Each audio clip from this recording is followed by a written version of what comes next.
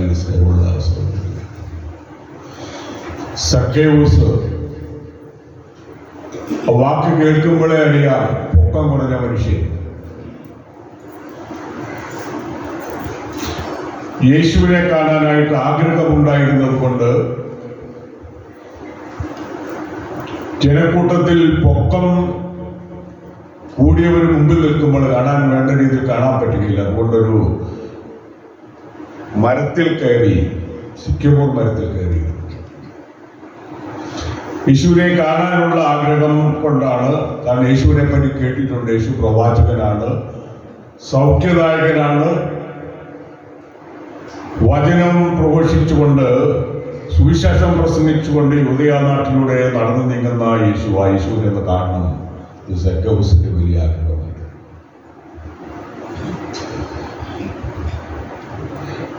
ഏതായാലും യേശുവിനെ കണ്ടു. സക്കേവൂസിന്റെ അടുത്ത് വന്നു കഴിഞ്ഞപ്പോൾ യേശു പറയുകയാണ്, നീ ഇറങ്ങി വരാൻ പറഞ്ഞു. അവൻ ഇറങ്ങി വന്നു. അപ്പോൾ യേശു പറയുകയാണ്, ഇന്ന് ഞാൻ നിന്റെ വീട്ടിലാണ് താമസിക്കുന്നത്, നിന്റെ വീട്ടിൽ താമസിക്കേണ്ടിയിരിക്കുന്നു. അവൻ വളരെയേറെ സന്തോഷത്തോടുകൂടി യേശുവിനെയും ശിഷ്യന്മാരെയും സ്വീകരിച്ച് കാണണം. ഈ സക്കേവൂസിനെ പറ്റി പറയുമ്പോൾ ചുങ്കക്കാരി പ്രധാനനും ധനികനുമായിരുന്നു. ഈ ചുങ്കം പിരിക്കുന്നത് റോമാക്കാർക്ക് വേണ്ടിയിട്ടാണ്. കാരണം റോമിന്റെ കീഴിലാണ് അന്ന് പലസ്തീന.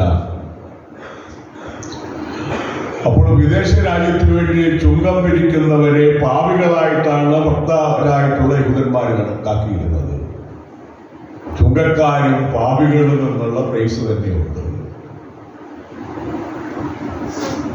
കാരണം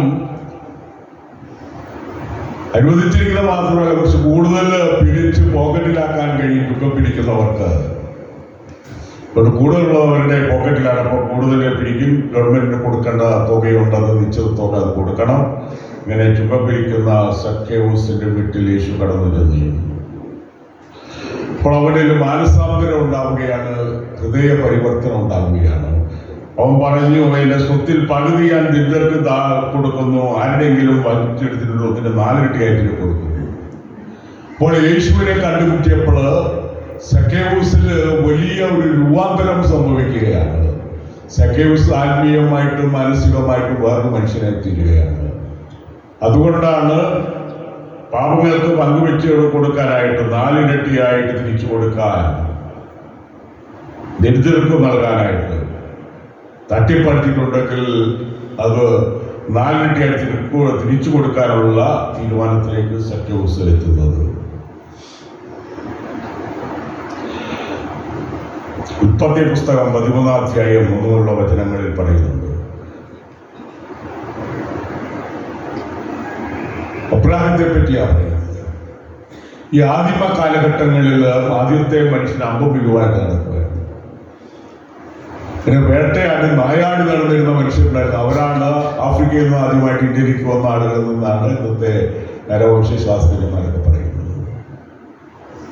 ആദ്യം ഇന്ത്യയിലേക്ക് വന്നത് ഒരു നായാടി ജീവിക്കുന്നവരാണ്. കുറച്ചുകൂടി കഴിഞ്ഞപ്പോൾ ആടുമാടുകളെ വളർത്താനായിട്ട് തുടങ്ങി. അബ്രാഹവും ലോത്തും ഒക്കെ ആടുമാടുകളെ വളർത്തുന്നവരാണ്. അവർ ഒന്നിച്ചായിരുന്നു അവര് ആടുമാടുകളെ വളർത്തി. ഒരു വേലക്കാരും അതുപോലെ ഒത്തിരി ആളുകളൊക്കെ ഉള്ള കൂട്ടത്തിലുണ്ട്. ഇതിനെല്ലാം ജല ആവശ്യമുണ്ട്. ജലം ലഭ്യമായ സ്ഥലങ്ങളിലാണ് കൂടാരം അടിക്കുന്നത്. അങ്ങനെ ജീവിച്ചിരുന്ന നാളുകളിൽ രണ്ടുപേരുടെയും വേലക്കാർ തമ്മിൽ പ്രശ്നമുണ്ടായി, കച്ചറയുണ്ടായി. അബ്രാഹം ആ പ്രശ്നത്തിന് ഒരു തീരുമാനം പറയുകയാണ്, നിനക്ക് ഏത് സ്ഥലത്തേക്കാണ് പോകുന്നത്? നീ വലത്തേക്ക് പോകുകയാണെങ്കിൽ ഞാൻ അടുത്തേക്ക് പോകണം, നിനക്ക് ഇടതുവശാ വേണമെങ്കിൽ നിനക്ക് ഇഷ്ടമുള്ളത് എടുത്തോളാൻ പറഞ്ഞു. അപ്പോൾ ജോർദാന്റെ സമതല പ്രദേശങ്ങള് ലോത്ത് തെരഞ്ഞെടുത്തു. അത് സോദോമൊറയ്ക്ക് അടുത്തുള്ള പ്രദേശങ്ങൾ, ടൗൺ പ്രദേശങ്ങൾ, ഇങ്ങനെയുള്ള സ്ഥലങ്ങളൊക്കെ ലോത്തിന് മതിയെന്ന് പറഞ്ഞു. അബ്രാഹം മറ്റേ സ്ഥലത്തേക്ക് പോയി. അങ്ങനെ ജീവിച്ചിരുന്ന നാളുകളിൽ ലോത്തിനെ ശത്രുക്കളായിട്ടുള്ള ആളുകൾ യുദ്ധം ചെയ്ത് കീഴടക്കി പിടിച്ചോണ്ട് പോയി. അബ്രാഹത്തെ അറിഞ്ഞു. അബ്രാഹത്തിൽ കൂടെയുള്ള ആളുകളെല്ലാം കൂട്ടിക്കൊണ്ടുപോയി ലോത്തിനെ പിടിച്ചു കൊണ്ടുപോയവർക്കെതിരായിട്ട് യുദ്ധം ചെയ്ത് ലോത്തിനെ തിരിച്ചു കൊണ്ടുവന്നു, പഴയ സ്ഥലത്ത് തന്നെ പ്രതിഷ്ഠിച്ചു. അപ്പോൾ ഈ അബ്രാഹത്തിന് സഹോദര സ്നേഹം ഉണ്ടായിരുന്നു. ഇവൻ ചോദിച്ച് ഏറ്റവും നല്ലത് വാങ്ങി പോയതാണ്, അതുകൊണ്ട് ഇവൻ അനുഭവിക്കട്ടെ എന്നുള്ള ചിന്തയല്ല ചെയ്തത്. സഹോദര സ്നേഹത്തോടു കൂടി അവനെ രക്ഷിക്കുകയാണ് അബ്രാഹം ചെയ്തത്. അബ്രാഹം നീതിമാനായിരുന്നു, വിശ്വാസികളുടെ പിതാവാണ് നമുക്കറിയാം. നമ്മൾ സഹോദരങ്ങളാണ്. ഇടതുഭാഗത്ത് നിനക്ക് വേണ്ടതെങ്കിൽ ഞാൻ വലത്തേക്ക് പോയിക്കൊള്ളാം എന്ന് പറഞ്ഞ ആ സഹോദര സ്നേഹം ചൊല്ലുണ്ട്. ഈ സഹോദരനുള്ള സ്നേഹം അറിയുന്നപ്പോഴാണ് വസ്തു പങ്കിടുമ്പോഴാണ് സഹോദര സ്നേഹം അറിയുന്നത്. അപ്പോഴേ ഇത് സ്ഥലമെല്ലാം ഒരുപോലെ അല്ലാത്തത് കൊണ്ട് ഒരാൾക്ക് ഒരു സ്ഥലം കൊടുക്കേണ്ടി വരും. ഒരാൾക്ക് സാധാരണ രീതിയിൽ കൊടുക്കാറുണ്ട്, തറവാട് കൊടുക്കാറുണ്ട്, ബാക്കിയുള്ളവർ വീടുകൾ വെച്ച് കൊടുക്കും, അല്ലെങ്കിൽ തന്നെ വെച്ച് പോകണം. അങ്ങനെയുള്ള സാഹചര്യങ്ങളൊക്കെയാണ് പലപ്പോഴുള്ളത്. അപ്പോൾ ഈ സ്ഥലം ഒന്നിച്ച് ജീവിച്ചു കഴിഞ്ഞാൽ ചിലപ്പം ഈ ലോകത്തിന്റെയും അബ്രാഹത്തിന്റെയും ഈ വേലക്കാർ തമ്മിൽ കലഹം ഉണ്ടായതുപോലെ രണ്ടു സഹോദരന്മാരുടെ ഭാര്യമാര് തമ്മിൽ ചിലപ്പോൾ കലഹം ഉണ്ടാകാം. അപ്പൊ കലഹം ഉണ്ടായി കഴിയുമ്പോഴത്തേക്ക് എല്ലാവരും അതുകൊണ്ട് അത് മാത്രമല്ല, അവരൊരു പുതിയ കുടുംബം ജീവിതം കെട്ടിപ്പടുക്കേണ്ടതാണ്. അതുകൊണ്ട് വേറെ മാറിപ്പോകുന്ന പണ്ട് നമ്മുടെ സംസ്കാരം കാർഷിക സംസ്കാരമായിരുന്നു. അന്ന് ഏതെങ്കിലും ഒരു സ്ഥലത്ത് വീട് വെച്ച് വേറെ മാറും. കല്യാണമൊക്കെ കഴിച്ചാലോ അടുത്തയാൾ കല്യാണം കഴിച്ച് കഴിയുമ്പോൾ മാറും. ഒന്നായി 8 10 ഒക്കെ മക്കളുണ്ട്. അങ്ങനെ ഓരോ സ്ഥലത്ത് പ്രതിഷ്ഠിക്കുകയാണ് ചെയ്യുന്നത്. ഇന്നത്തെ പോലെ കമ്പ്യൂട്ടറോ അതുപോലെയുള്ള തൊഴിൽ സാധ്യതകളോ നഴ്സിംഗോ ഒന്നും പണ്ട് കാലത്ത് ഒരു 10 കൊല്ലം ഉണ്ടായിരുന്നില്ല. ആളുകൾ കാർഷിക വൃത്തി, ഇവിടെ കുടിയേറിയ ആളുകൾ കാർഷിക വൃത്തി ചെയ്ത് വീടുകൾ ഉണ്ടാക്കി ലഭ്യമായ സാഹചര്യങ്ങളിൽ പണിയെടുത്ത് അധ്വാനിച്ച് ജീവിക്കുക. പിന്നെ കുട്ടികളെയൊക്കെ പഠിപ്പിച്ച് ഈ കുറെ വർഷങ്ങളെ ആയുള്ളൂ ഇന്നത്തെ ജോലികളും വിദേശ പര്യടനവും മറ്റുമൊക്കെ സാധ്യത ആയിട്ട്. നേരത്തെ കുറച്ചുപേരെ കാലം പട്ടാളത്തിൽ പോകും, നഴ്സിംഗ് സ്കൂൾ വളരെ കുറവാണ്, ഏതാനും കുട്ടികൾക്ക് നഴ്സിംഗിൽ പോകും. പിന്നെ വിദ്യാഭ്യാസമുള്ളവർ പലപ്പോഴും അച്ഛന്മാരാകും, ടീച്ചേഴ്സാകും. അങ്ങനെയാണ്. എൻ്റെ അപ്പൻ്റെ തലമുറയിൽ 2 പേരെ SLC പാസ്സായിരുന്നു. അതിൽ SLC പാസ്സായ ആള് അച്ഛനായ ഒരാള്, മറ്റേ ആള് ശിശുവായിരുന്നു. അങ്ങനെയായിരുന്നു. ഇപ്പം എല്ലാ ആളുകളും പഠിച്ചുകൊണ്ടിരിക്കുന്നവരാണ്. എല്ലാവരും പലവിധ ഒത്തിരി വിഷയങ്ങളുണ്ട്. പഠിച്ച് ജോലി കിട്ടുന്ന രീതിയിൽ ഇന്നിപ്പം ഇപ്പോൾ കോളേജുകൾ തുടങ്ങി. കോളേജുകൾ കൊണ്ട് പഠിച്ചിട്ട് ജോലി സാധ്യതകൾ കുറവായതുകൊണ്ട് വിദേശ രാജ്യങ്ങളിലേക്ക് എങ്ങനെയെങ്കിലും ചേക്കേറി സാമ്പത്തികമായി ഉന്നമനം കൈവരിക്കാനുള്ള ചിന്തയിലാണ് ഇന്നത്തെ പുതിയ ജനത. നമുക്കറിയാം, ഉൽപ്പത്തി 13:11 പറയുന്നത് സോദോമിലെ ആളുകൾ ദുഷ്ടന്മാര് കർത്താവിന് മുമ്പിൽ മഹാപാപികളുമായിരുന്നതാണ്. ദുഷ്ടന്മാര് കർത്താവിന്റെ മുമ്പിൽ മഹാപാപികളുമായിരുന്നു. പ്രഭാഷകന്റെ പുസ്തകം 31:1-2 വാക്യത്തില് തനത്തിലുള്ള ശ്രദ്ധയല്ല അഭിശ്രദ്ധ ആരോഗ്യം നശിപ്പിക്കുകയും അതേക്കുറിച്ചുള്ള ഉത്കണ്ഠ ഉറക്കമില്ലാതാക്കുകയും ചെയ്യുന്നു. ധനികൻ പണം കുന്നുകൂട്ടാൻ അധ്വാനിക്കുന്നു, ദരിദ്രൻ അധ്വാനിക്കുന്ന ഉപജീവനത്തിന് വേണ്ടിയാണ്. പ്രഭാഷകൻ 31:3. നമ്മുടെ ഈ നാട്ടിലോ 1-2 ആത്മഹത്യകളാണ്. ഇത് നല്ല സമ്പന്നന്മാരാണ് ആത്മഹത്യ. കേരളത്തിൽ തന്നെ ഏറ്റവും വലിയൊരു വീടും മാനന്തവാടിയിലാണ് വന്നിരിക്കുന്നത്.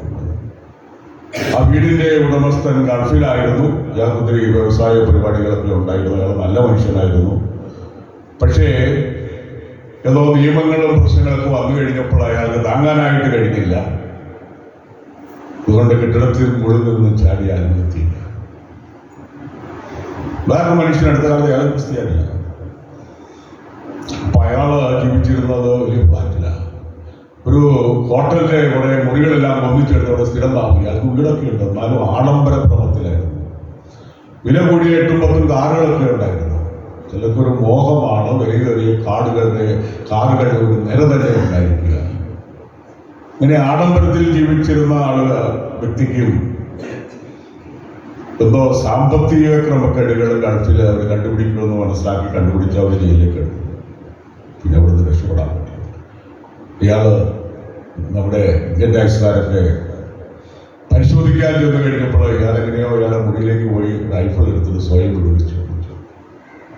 ഇപ്പൊ ഇയാൾക്ക് ഒത്തിരി കാറുകളുണ്ട്, സമ്പത്തുണ്ട്, വീടുകളുണ്ട്, കോടിക്കണക്കിന് ആളുകളുണ്ട്, സിനിമാ താരങ്ങളുടെ പണമൊക്കെ ഒത്തിരി അയാളുടെ വ്യവസായത്തിലൊക്കെ മുടക്കിയിട്ടുണ്ടെന്നൊക്കെയാണ് പറയപ്പെടുന്നത്. ഇങ്ങനെയുള്ള മനുഷ്യരുണ്ട്. അപ്പോൾ ഇവിടെ പ്രഭാഷകന്റെ പുസ്തകത്തിൽ പറയുന്ന സ്ഥാനത്തുള്ള അതിശ്രദ്ധ ആരോഗ്യം നശിപ്പിക്കുക, അതേക്കുറിച്ചുള്ള ഉത്കണ്ഠ ഉറക്കം ഇല്ലാതാക്കുകയും ചെയ്യുന്നു. അപ്പോൾ ഇങ്ങനെയൊക്കെ മരിക്കണം, ഉറക്കമില്ലാതെ പോകും. ഉറക്കമില്ലാതെ പോകുക എന്ന് പറഞ്ഞാലും മാനസിക സംഘർഷത്തിന്റെ ആരംഭം കുറിക്കലാണ്. അതുകൊണ്ട് സമ്പത്ത് ന്യായമായ രീതിയിൽ ഉണ്ടാക്കുന്നത് തെറ്റില്ല. അതോടൊപ്പം തന്നെ അതിന്റെ ഒരു പങ്ക് ദശാംശവും പാവങ്ങൾക്ക് കൊടുത്തിരിക്കുകയും ചെയ്യണം. അപ്പോഴാണ് മനസ്സമാധാനം ലഭിക്കുക. പിന്നെ പലരും കൈവിട്ടുള്ള കളികൾ നടത്താറുണ്ട്. ഒത്തിരി ലക്ഷക്കണക്കിന് രൂപ കടമെടുത്തുകൊണ്ട് വീടുകൾ പണിയുന്നു. അടയ്ക്കാൻ നിവൃത്തിയുണ്ടോ എന്ന അറിയത്തില്ല. ചിലർക്ക് വീട് വിറ്റ് കടം തീർക്കേണ്ടതായിട്ട് വരുന്നു. അപ്പോൾ ലക്ഷക്കണക്കിന് പലിശയൊക്കെ കുന്നുകൂടുന്നല്ല. അതിനുള്ള വരുമാനം ഉണ്ടെങ്കിൽ കുഴപ്പമില്ല. വരുമാനം ഇല്ലാത്തവര് ഇങ്ങനെ ലക്ഷക്കണക്കിന് രൂപ കടമെടുത്തു കഴിഞ്ഞാൽ അടയ്ക്കാൻ നിവൃത്തിയില്ലാതെ ബാക്കി കാര്യം വീട് കൊണ്ടുപോകും, ജപ്തി ചെയ്യുമെന്നുള്ള ചിന്ത വരുമ്പോൾ തകർച്ച വരുന്നു. ചുരുക്കം ചിലടത്തൊക്കെ ആത്മഹത്യ ചെയ്ത കേസുകളുണ്ട്. അപ്പൊ അവാർഡ് കിട്ടിയ ഒരു കൃഷിക്കാരൻ അടുത്ത കാലത്ത് നമ്മുടെ മലബാറിൽ തന്നെ ഇവിടെ ആത്മഹത്യ ചെയ്തു. കാരണം അയാൾക്ക് പിടിച്ചു നിൽക്കാൻ ബുദ്ധിമുട്ട് തോന്നി. അപ്പൊ അയാളെ സഹായിക്കാൻ ആത്മീയമായിട്ടുള്ള ഒരു മൂല്യബോധം ഉണ്ടെങ്കിൽ പിടിച്ചു നിൽക്കാൻ പറ്റുകയുള്ളൂ. അയാൾ നല്ല കൃഷിക്കാരൻ്റെ അധ്വാനിയാണ്. കടം കൂടുതൽ കയറി കാണും. അതുകൊണ്ട് അപ്പൊ അങ്ങനെ കടം കയറി ആത്മഹത്യ ചെയ്യുന്ന ആളുകൾ, കൃഷിക്കാരൊക്കെ നമ്മുടെ നാട്ടിലുണ്ട്, വ്യവസായികളുണ്ട്. ഇതൊക്കെ നമ്മൾ അറിഞ്ഞിരിക്കേണ്ടതാണ്. അപ്പോൾ ആത്യന്തികമായിട്ട് നമ്മൾ സമ്പത്ത് കൈകാര്യം ചെയ്യുമ്പോൾ അത് വേണ്ട രീതിയിൽ, ഉചിതമായ രീതിയിൽ കൈകാര്യം ചെയ്യണം. പ്രതിസന്ധികളും കടബാധ്യതയൊക്കെ വന്നു കഴിഞ്ഞ മുമ്പ് തന്നെ ഇതേപ്പറ്റിയൊക്കെയുള്ള ചിന്തകൾ ഉണ്ടായിരിക്കണം. വീട്ടാവുന്ന കടമ എടുക്കാൻ പാടുള്ളൂ. അതുപോലെ നിയമാനുസൃത മാർഗങ്ങൾ അല്ലെങ്കിൽ നിയമം അനുസരിച്ച് നമുക്ക് കേസുകൾ വരാം. ഇതേപ്പറ്റിയൊക്കെയുള്ള ചിന്തകൾ ഉണ്ടായിരിക്കുന്നത് നല്ലതാണ്.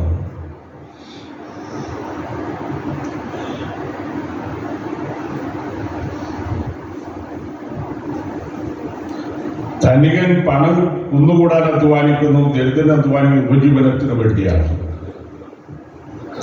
തിമോത്തിക്കുള്ള ലേഖനത്തില് പൗലോസ്ലീഹ പറയുന്നത് ദ്രവ്യാശയെപ്പറ്റിയാണ് പറയുന്നത്. ദ്രവ്യം ആവശ്യമാണ്. കാരണം നമ്മൾ നമുക്ക് ജീവിക്കാനായിട്ട് വീടുകൾ വേണം, വീട്ടുകാരെ പഠിപ്പിക്കണം, ആഹാരം കഴിക്കണം. ഇതൊക്കെ ഒത്തിരി കാര്യങ്ങൾ ആവശ്യമുണ്ട്. ബിരിയാണി കഴിച്ചില്ലെങ്കിലും ചോറെങ്കിലും കഴിക്കണം. എല്ലാ ദിവസവും ബിരിയാണി കഴിക്കണമെന്നില്ല. അപ്പം ഈ ആഹാരം കഴിക്കേണ്ടത് ആവശ്യമാണ്. അതുപോലെ അടിസ്ഥാന ആവശ്യമാണ് ഒരു കിടക്കാനായിട്ടൊരു വീടുണ്ടായിരിക്കുക. ഇവിടെ ഞാൻ വായിച്ചു നോക്കുന്നു, നിങ്ങൾക്കൊരു വീടുണ്ടെങ്കിൽ നിങ്ങൾ ലോകത്തിലെ 50% ആളുകളെക്കാളും നല്ല നിലയിലാണ് കഴിയുന്നത്. വീടുകളില്ലാത്ത ആളുകൾ, അമേരിക്ക പോലും വീടുകളില്ലാത്തവരുണ്ട്, കാറുകളിൽ കിടന്ന് ഉറങ്ങുന്നവരുണ്ട്. സമ്പന്ന രാജ്യമാണെന്ന് നമ്മൾ ചിന്തിക്കുന്നുണ്ടെങ്കിലും അങ്ങനെ കിടപ്പാടില്ലാത്ത ഒത്തിരി ആളുകൾ ടൗണുകളിൽ താമസിക്കുന്ന, സ്ലമ്മിൽ താമസിക്കുന്ന ആളുകൾ ഈ ഭൂമിയിലുണ്ട്. ആവശ്യത്തിന് ആഹാരം കിട്ടാത്തവരുണ്ട്. നമുക്കിവിടെ റേഷനൊക്കെ ചെറിയ വിലയ്ക്ക് കിട്ടുന്നത് കൊണ്ട് അരിയാഹാരം കഴിക്കാനായിട്ട് വലിയ ബുദ്ധിമുട്ടൊന്നുമില്ല. ഇവിടെ അധികം പട്ടിണിയുണ്ടെന്ന് പറയാൻ പറ്റുകയില്ല. പണ്ട് കാലത്തുണ്ടായിരുന്നു. ഇപ്പോൾ ആഹാരം, ധാന്യങ്ങളൊക്കെ ഇഷ്ടം പോലെ കിട്ടാനുള്ളത് കൊണ്ട് പട്ടിണി കിടക്കേണ്ട സാഹചര്യം ഇന്ന് വളരെ വളരെ കുറവാണ് നമ്മുടെ കേരളത്തിൽ. എന്നാലും നമ്മുടെ കുട്ടികൾ ലണ്ടനിലേക്കൊക്കെ പോകുന്നു, എവിടെയോ വായിച്ചു നോക്കുന്നു. അവർക്ക് കിട്ടുന്ന പൈസ കൊണ്ട് ചെലവ് നടക്കുന്നില്ല. സ്കോളർഷിപ്പ് ഉണ്ടെന്ന് പറഞ്ഞത് കൊണ്ട് ചെലവ് നടക്കുന്നില്ല. വീട്ടിൽ നിന്ന് അയച്ചു കൊടുക്കണമെങ്കിൽ നമ്മുടെ മൂല്യവ്യത്യാസം ഉള്ളത് കൊണ്ട് ഒത്തിരി പണം അയച്ചു കൊടുക്കണം. അതിന് നമ്മുടെ സാഹചര്യത്തിൽ ലക്ഷങ്ങൾ കടമെടുത്തിട്ടാണ് വിദേശങ്ങളിലേക്ക് വിടുന്നത്. അപ്പോൾ ആ കുട്ടികൾ പോയി അവിടെ ഇങ്ങനെ പാവങ്ങൾക്ക് വേണ്ടിയിട്ട് ആഹാരം പാചകം ചെയ്തൊക്കെ കൊടുക്കുന്ന സ്ഥലങ്ങളുണ്ട്. അവിടെ നിന്ന് ക്യൂ നിന്നിട്ട് നമ്മുടെ ഇവിടെ നാട്ടിൽ നിന്ന് പോകുന്ന പലരും ആഹാരം കഴിക്കുന്നു. കാരണം മറ്റ് സാഹചര്യങ്ങളില്ല.